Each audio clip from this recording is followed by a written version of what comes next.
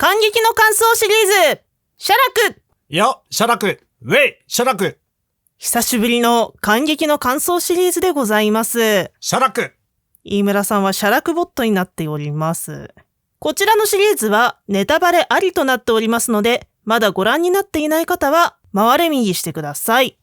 はい。今回は山口龍之介くんにお誘いをいただきまして、演劇制作隊 V ネット本公演写楽浮世絵異端を配信で拝見しました。この作品は養成所の同期である山口くんと宇田川和樹くんが2人ともメインで出ていた作品となっております。しかも脚本演出はなんと私の恩師である小林大輔さんがやっております。で、今回の写楽ですか？写楽って写楽ですか？知ってますか？こういう人。こういう人。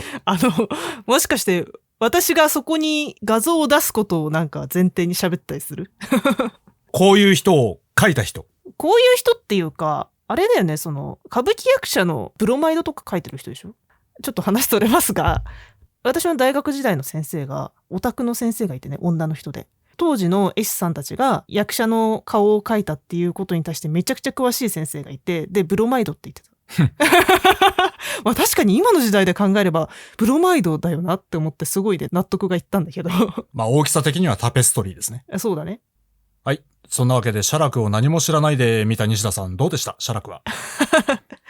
歴史に名前を残している江戸時代のクリエイターさんたちが、その人たちの生き様っていうか人生みたいな要素をちょろっと残しつつ、あとは創作をしている感じの話です。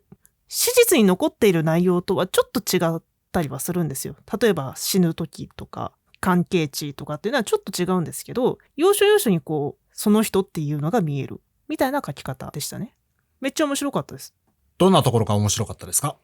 どんなところが面白かったって言われると、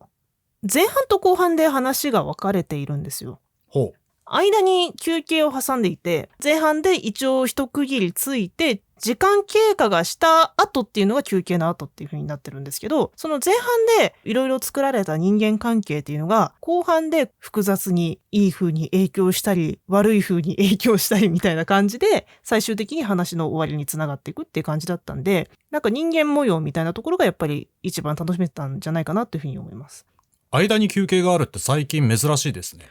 多分休憩入れて2時間ぐらいだったんじゃないかなっていうふうに思うんですが、そんなめちゃくちゃ長いわけではないのよ。うん。2時間ぐらいだったら休憩なしでやっちゃうのが普通ですもんね。ね、そう。だから多分休憩を入れることによって、時間経過っていうところとリンクしやすくなっているのかなっていうふうに勝手に思っていたりするんですが、前半がね、瓦物っていう設定がまた出てくるんですよ。またっていうのもあれなんですけど、今年に入って2回目、瓦物。好きですね。で、私の同期、宇田川くんが、主に雇われて、あいつらのとこちょっと潜入してこいや、つって、潜入してそこの生活っていうのが描かれていくんですが、雇い主としては、松平定信の命令で粛清してやらないといけないっていう風になっていたので、宇田川くんがやってた幾さんは幾五郎なんだけど、そこに潜入調査をして、幾さんはここの人たちこんなにいい人なんですよって言いながら、そこの主はよし突撃っつって皆殺しに行くわけですよ。でやっぱりこの前半では人がたくさん死んだりとか、そういう模様がたくさん書かれているわけなんですけど、一番なんか私の中で印象に残ったのは、その突撃って言った主が言うセリフがあって、すごくねなんか悪役っぽく描かれているんですよ、当然ね。なんだけど瓦者たちに対して税を納めずに自分たちだけが楽しく生きている。で、そういう人たちが目の前にいると、他のちゃんと税金を納めて生きている人たちに対して良くない影響を与えるから、こいつらは殺さなきゃいけないんだっていうようなことを言うんですよね。その時はそのセリフって、そっちにも正義があるんだなって私は思ったのね。その前半パートの時点で。その人もその人なりに考えてることがあってみたいな割と好意的な解釈をしていたんですが、後半パートで山口龍之介くんがやってる役のセリフで違ったんだっていうことに気づいて、それはちょっと後ほど話します。すごい話の腰を折るようで申し訳ないんですけど、はい。話を聞いてるとあれですね、主人公写楽じゃないんですね。そうなんですよ。メインキャストみたいなのは何人かいるんだけど、語りのパートがあるのが宇田川くんがやってるイクさんっていう役なのね。だから多分宇田川くんが主人公で、なんだったらこう話の最後の最後のシーンも宇田川くんが一人でっていうところだったんで、多分主人公なんだと思っているんですが、写楽じゃないんですよ。休憩が終わってさあ始まりますっていうところで、宇田川くんがやってたイクさんと、実はその時生き延びた後の写楽、その二人が実は皆殺しの事件があって、一回こう江戸から離れて落ち着いた頃にまた江戸に戻ってきました、商売をしていますみたいなところで、同じくその皆殺しの中で生き残った鉄三っていう人物がいるんですね。でその人とたまたま街中で出会うんですよ。でっつってお前生きてたのかみたいな、なんかこう久しぶりの再会みたいなことをやっていて、で鉄三も鉄三でわーってなってるんですけど、私は客だからおいそいつ大先輩やぞって心の中ですごい叫んでいたんです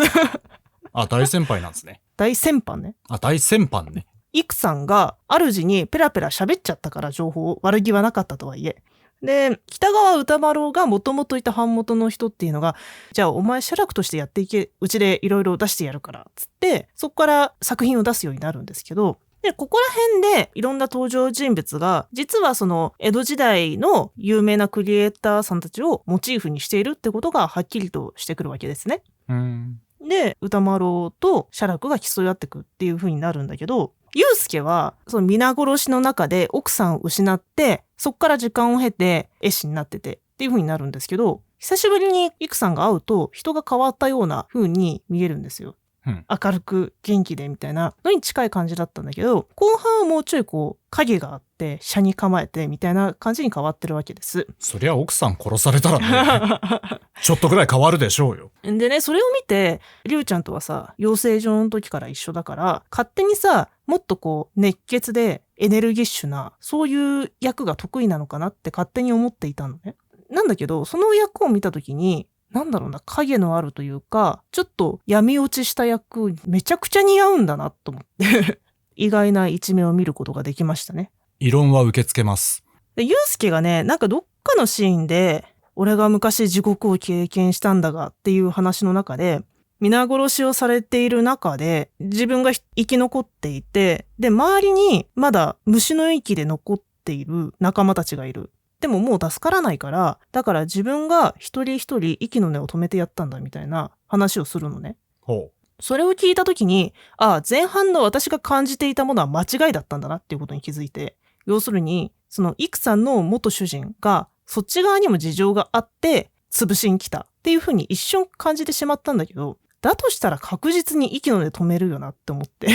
こいつらがいたら社会のためにならないっていうことを本気で通すんだったら、全員確実に殺さないといけないじゃん。だって女子供もっていう風に言われているんだけど、でもそれでも命がちょっとだけ残っちゃってるわけじゃない？だからそういう正義感じゃなかったんだなって後半で気づいたのね。意外とみんなしぶとかったっていうそれだけのことでは？いやでもさ、人間ならさ、どこやれば死ぬってなんとなくわかるじゃん。少なくともここをやんないとみたいなさ。だからそういう確実な殺しじゃなくて虐殺してったんだねっていうのを感じてしまって、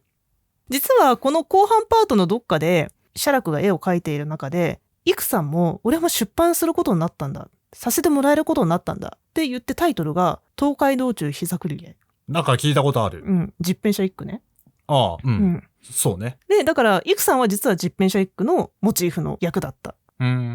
で最後にその写楽も死んで祐介も死んでっていう中で、イクさんが一人になって、俺にもお迎えが来ちまったようだっつって、奥がちょっと高くなってるんですよ、ステージがね。間こう幕で仕切ったりとかっていうことをするんだけど、そこにかつての前半パートでちょろっと一緒に生活していた仲間たちがわっていて、でそっちに向かって希望を見出すような明かりがついていて、たださ、死後の世界ってさ全部想像じゃない？だからそこに仲間がいて、その死んだ先に何かいい世界があるっていう風に少しでも感じられてしまっているんだとしたら、イクさんの人生ってすごく寂しいものだったんだろうなっていう風に思うんですよね。だって死んだ仲間たちがいてそこが希望ってさ、もう現世に未練ないじゃんと思っちゃうの私は。だからなんか最後すごい寂しく感じたかな。その悪い意味じゃなくてね。なんか儚い感じで終わったなっていう風にすごい思いました。まあざっくりね、作品の話はこんな感じになりますけど、まあでもね、一緒に1年とはいえ学んだ2人がステージ上でメインの役として一緒に演じているっていうのを見ると勝手に感慨深い気持ちになってしまいますね。ちょっと頑張りますわ。はい。役者としてじゃないけど頑張りますわという気持ちになりましたね。頑張ってください。さて、こちらの配信は6月23日日曜日23時59分までとなっております。概要欄に URL を貼っておきますので、気になった方はぜひご覧ください。ハッシュタグはカタカナで VNET、漢字で写楽です。そういえば VNET さんって以前にも感激の感想シリーズ。いや、あれはね、VNET さんじゃなくて。あれ違うんだ。関連団体の、X みたいな書いてあった関連団体のラビット番長。あれ関係ないのか。関係ないわけではないけど違うもん。関連団体だそうです。なるほど。いや、ちょっとこの話ちょっとすると、ラビット番長さんアクセント合ってる？ラビット番長さんじゃない？ラビット番長さんね、の感激の感想シリーズやったんですけど、それをやった後に、宇田川くんから LINE が来まして、西田さん、舞台の感想動画ありがとうございます。あと、ラビット番長のイントネーションが独特で良きでしたって。LINE が来て、多分ね、あの時ね、ラビット番長って言ってたのかな？うん。違う気がするなって思いながら喋っていたんですけど、LINE が来て、やっぱり違ったよねってなって。はい、このくだりは全部カットします。というわけで最後にですね、舞台、ライブ、映像作品などの告知がある方は、よかったらコメント欄に書いてください。ラジオ内で読ませていただくかもしれません。僕も書いていいですか？いや、おめえだ、普通に宣伝してるやろかい。はい。詳細は概要欄にて。はい。というわけで、今回の感激の感想シリーズは以上です。ありがとうございました。ありがとうございました。ご視聴ありがとうございました。チャンネル登録、高評価、よろしくお願いいたします。